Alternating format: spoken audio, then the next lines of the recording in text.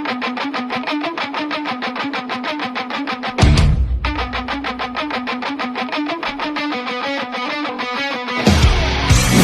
हम बात करेंगे लाइफ इन दिल्ली यूनिवर्सिटी के ऊपर। आज की वीडियो जो है वो बहुत ज़्यादा इम्पोर्टेंट होने वाली है सभी स्टूडेंट्स के लिए जो दिल्ली यूनिवर्सिटी के अंदर एडमिशन ले रहे हैं या फिर उन्होंने ले चुका है, यानी कि उनका फर्स्ट ईयर निकल चुका है ऑनलाइन में। लाइफ इन दिल्ली यूनिवर्सिटी के ऊपर हम बात करने वाले हैं। तो सबसे पहले हम बात करेंगे कैंपस प्रैंक के ऊपर, यानी कि अगर यार आपको लाइफ इन दिल्ली यूनिवर्सिटी के बारे में पता नहीं है और बहुत सारी चीज़ें आपको पता करनी है। फर्स्टली आप दिल्ली यूनिवर्सिटी की नॉर्थ कैंपस में हैंग आउट करके देखिए। आपको लाइफ इन दिल्ली यूनिवर्सिटी का पूरा जो डिट्टो ब्यौरा है वो आपको उस नॉर्थ कैंपस के अंदर मिलने वाला है। लाइफ इन दिल्ली यूनिवर्सिटी बहुत ज़्यादा ही इम्पोर्टेंट होती है और ऐसे ही बीतती है हम लोगों की कैंपस लाइफ। पॉलिटिकल पार्टीज़ जहाँ होती है, पॉलिटिकल पार्टीज़ जब आप कॉलेज के अंदर फर्स्ट बार एडमिशन लेकर जाएंगे तो मे आई हेल्प यू का कार्ड लेके स्टूडेंट्स जो हैं आपकी मदद करने के लिए पहुंचेंगे। लेकिन आपको लगेगा कि वो यार कितनी अच्छी हमारी देख रेख कर रहे हैं, मदद कर रहे हैं, लेकिन बाद में आपको पता चलेगा कि यार कि तो NSUI या ABVP के आपको मेंबर के लिए वहाँ पर जो है आपकी हेल्प की जा रही हो बनाने के लिए। ऐसा बिल्कुल नहीं होता कि वो पार्टीज़ आपको जो हेल्प ना करे, हेल्प करती है, लेकिन उतना मेरे ख्याल से नहीं हो पाता हेल्प जितना कि एक स्टूडेंट्स को एज अ फ्रेशर्स यानी फर्स्ट डे के अंदर किया जाना चाहिए। फर्स्ट डे के अंदर ही आपको पता चल जाएगा कि दिल्ली यूनिवर्सिटी के अंदर क्या क्या चीज़ें हैं, दिल्ली यूनिवर्सिटी के अंदर के कॉलेजेस में क्या क्या चीज़ें हैं। आपको वेबिनार्स देखने को मिल जाएंगे फर्स्ट डे के अंदर ही, एंड ऑडिटोरियम आप सभी दिल्ली यूनिवर्सिटी के सभी कॉलेजेस में जो है ऑडिटोरियम है। तो ऑडिटोरियम में आपकी फ्रेशर्स जो है वो इवेंट्स होंगे। फ्रेशर्स के लिए फर्स्ट ईयर में जो स्टूडेंट्स एडमिशन लेते हैं तो उनके फ्रेशर्स इवेंट्स होते हैं। तो सभी कॉलेजेस के अंदर फ्रेशर्स इवेंट्स होते हैं। इसके साथ साथ में ओरिएंटेशन प्रोग्राम होता है। ओरिएंटेशन प्रोग्राम के अंदर आपको बहुत सारे प्रोफेसर से इंट्रोडक्शन करवाया जाएगा। इसके साथ में आपको अपने प्रिंसिपल मैम की सारी खूबियाँ बताई जाएगी कि प्रिंसिपल मैम जो है एक लेखक थी, तो वो लेखक किस तरीके से बनी। उनके लाइफ के ऊपर डिस्कस किया जाएगा उस ओरिएंटेशन प्रोग्राम के ऊपर। और ओरिएंटेशन प्रोग्राम के में जो है आप अपने पेरेंट्स को ले जा सकते हैं दिल्ली यूनिवर्सिटी के अंदर। अभी सारे एडमिशन जो है वो ऑनलाइन हो रहे हैं। हम लोगों के टाइम में, यानी 2019 का जो बैच था, हम लोगों का टाइम जो था, उस बैच में जो है वो इस तरीके से चीज़ें हम लोगों की होती थी, यानी कि फर्स्ट ईयर जो है हम लोगों का थोड़ा अच्छा से कटा है। आप सभी का तो यार एडमिशन सारा ऑनलाइन हो रहा है, क्लासेस भी ऑनलाइन एंड ओरिएंटेशन प्रोग्राम भी ऑनलाइन ही हो रहा है, पार्टी भी ऑनलाइन ही हो रही है। दिल्ली यूनिवर्सिटी के स्टूडेंट्स की जो लॉस हो रही है इन सभी चीज़ों को लेकर, यानी कि जो लाइफ जीते थे, एक कैंपस लाइफ जीते थे, एक कॉलेज लाइफ जो स्टूडेंट जीता था, वो सारा जो है अब ऑनलाइन कट रहा है। यानी कि आप गूगल मीट या जूम के थ्रू सभी चीज़ों को देख रहे हैं। इस तरीके से हम लोगों की कुछ लाइफ हुआ करती थी 2019 में। हम सोचते हैं कि यार ये लाइफ कितनी इम्पोर्टेंट लाइफ है, और सही बता रहा हूँ मैं, ये बहुत ही ज़्यादा इम्पोर्टेंट लाइफ है। उसके फर्स्ट ईयर के अंदर, यानी फर्स्ट डे के अंदर, दिल्ली कॉलेजेस के फर्स्ट डे के अंदर आपको बहुत सारे फ्रेंड्स मिलेंगे। फ्रेंड्स बनाने का मन करेगा, लेकिन यार बाद में कहीं सोचते हैं स्टूडेंट्स की इसको फ्रेंड्स बनाऊँ ना बनाऊँ, कैसा होगा कैसा नहीं होगा। बाद में पता चलता है कि यार ये जो है कॉलेजेस का ही है, इसका कुछ अलग कोर्स है, मेरा कुछ अलग कोर्स है। लगता है यार ऐसे। लेकिन एज मेरा एक्सपीरियंस मैं आप सभी को बताऊं तो फर्स्ट डे के अंदर आपको फ्रेंड्स जो हैं ज़रूर बनाने चाहिए। आपकी बहुत ज़्यादा हेल्प हो जाएगी। कोई जो आपने जो जिस फ्रेंड से कांटेक्ट किया है, कहीं वो लाइब्रेरी चला जा रहा है, आप नहीं देख पा रहे हैं लाइब्रेरी में, उनकी लाइब्रेरी किस तरीके से है। एयर कंडीशन तो लाइब्रेरी होती है, लाइब्रेरी में बैठने का, लाइब्रेरी में पढ़ने का मज़ा ही कुछ अलग आता है। ये सारी चीज़ें तो पढ़ने वाले स्टूडेंट्स के लिए होती है, जो स्टूडेंट्स पढ़ाई पे बहुत ज़्यादा फोकस करने वाले होते हैं। यार लाइब्रेरी में हम लोगों को 3 से 4 घंटे बीत जाते, तो हम लोगों को टाइम का पता ही नहीं चलता था। यार 3 घंटे हमने पढ़ ली, 3 घंटे में इतने नोट्स बना ली, अब हमें पता ही नहीं चलता था भाई। ऐसी जो होती थी वो हम लोग की लाइब्रेरी वाली लाइफ होती थी।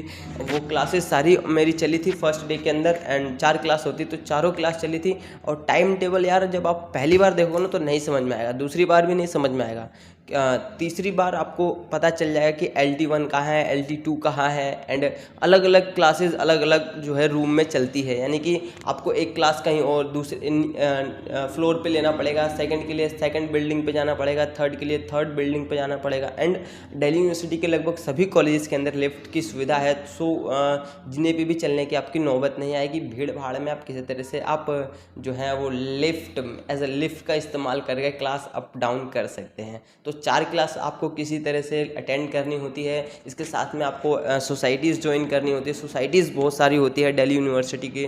तो मैं तो आपको रिकमेंड करूँगा कि फर्स्ट डे के अंदर के बाद से जो है कॉलेजेस के जो सोसाइटीज़ होती हैं, dance society, dramatic society, NSS, NCC, इन सभी के बारे में आपको ज़रूर जानना चाहिए, अपने कॉलेजेस की सोसाइटीज़ के बारे में। सोसाइटीज़ से हमें बहुत कुछ सीखने को मिलता है, एज अ लाइफ एक्सपीरियंस कुछ हो जाता है। सोसाइटीज़ में जो एंट्रीज लेने के लिए NSS एंड NCC में तो NCC में फिजिकल लिया जाता है, NSS में जो है आपका इंटरव्यू लिया जाता है, यानी कि NSS के बारे में सब कुछ पूछ लिया जाता है। फिर आपको एंट्री में जो है NSS में जो कंफर्म लिस्ट में नाम दे दिया जाता है कि हाँ आप इंटरव्यू आपने दिया था, तो आपके इतने जो है बिहेवियर ये सारी चीज़ें ठीक है, सो आप आ सकते हैं NSS में, कि नहीं आ सकते हैं। उसमें भी बहुत सारे बच्चे अगर चले जाते हैं तो बहुत बच्चों को निकाल दिया जाता है इंटरव्यू में ही। और इंटरव्यू जो होते हैं वो NSS के कुछ मेंबर्स तो नहीं, प्रोफेसर्स लेते हैं, एंड कॉलेजेस के ही कुछ एसोसिएट प्रोफेसर्स होते हैं जो आपका NSS का इंटरव्यू लेते हैं। सो NSS के लोग भी बहुत भोले भाले लोग होते हैं। कैंपेनिंग वगैरह चलती है, सो NSS के स्टूडेंट्स को वहाँ भिड़ा दिया जाता है, यानी कि सारे पॉलिटिकल्स जो पार्टीज़ होती हैं वो बोलती है हमें वोट देना, हमें वोट देना, हमें वोट देना।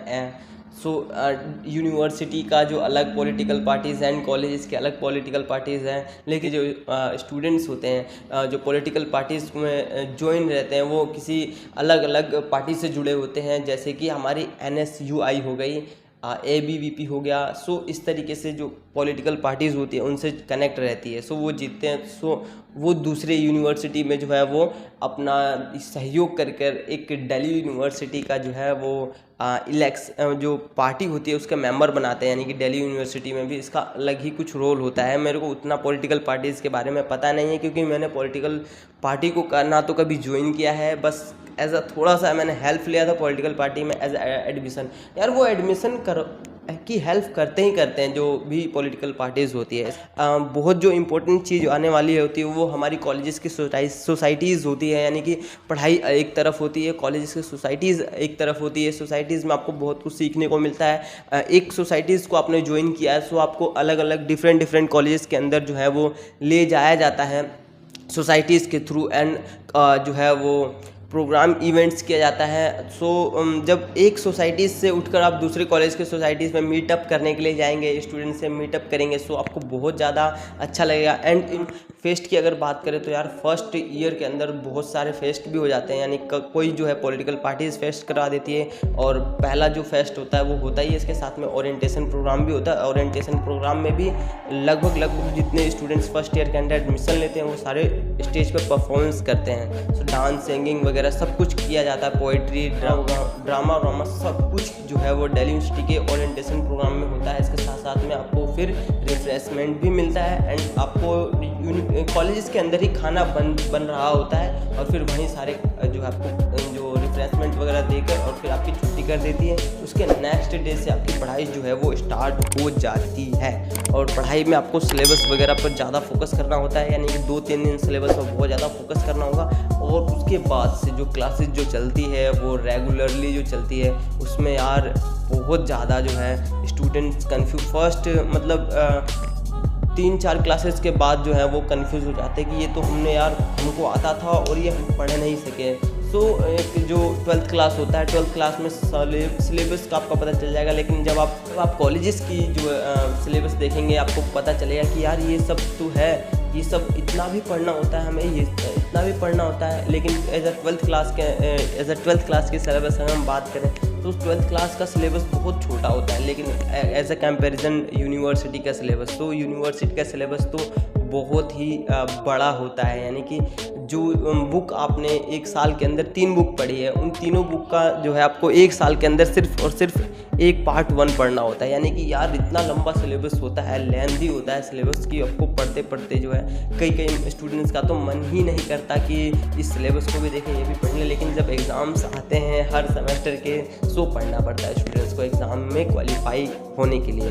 तो इस तरीके से होता है। और जो इम्पोर्टेंट चीज़ है वो मैं आपको सभी को बताऊँ कि हमारे कॉलेजेस के अंदर, सभी कॉलेज के अंदर, दिल्ली यूनिवर्सिटी के सभी कॉलेज के अंदर IAS IPS यानी कि जो न्यू सिलेक्शंस होते हैं वो सारे आते हैं, स्टूडेंट्स को मोटिवेट करते हैं। मोटिवेशनल स्पीकर्स भी आते हैं एज आपको मोटिवेट करने के लिए, एज आ स्टूडेंट्स लाइफ को बताने के लिए कि आपको लाइफ में क्या क्या करना है। क्योंकि यार लाइफ का जो गोल्डन टाइम होता है वो 12th क्लास होता है, एंड आप जो रेगुलर के अंदर पढ़ रहे होते हैं वो होता है। तो वो 3 साल बहुत ज़्यादा इम्पोर्टेंट होते हैं हर स्टूडेंट्स के लिए। तो जब भी आपके कैंपस खुले, जब भी आपके कॉलेज खुले, तो इन सभी लाइफ को आपको देखने को मिलेगा। आज के लिए ही इतना रखते हैं। वीडियो आपको पसंद आएगी तो वीडियो को लाइक कर सकते हैं। यार नीचे देखो सब्सक्राइब का बटन आ रहा है, सब्सक्राइब करो चैनल को। TLP the learning process. The learning process का मतलब है कि हम लोगों का लर्निंग जो है वो हमेशा के लिए चलता रहेगा।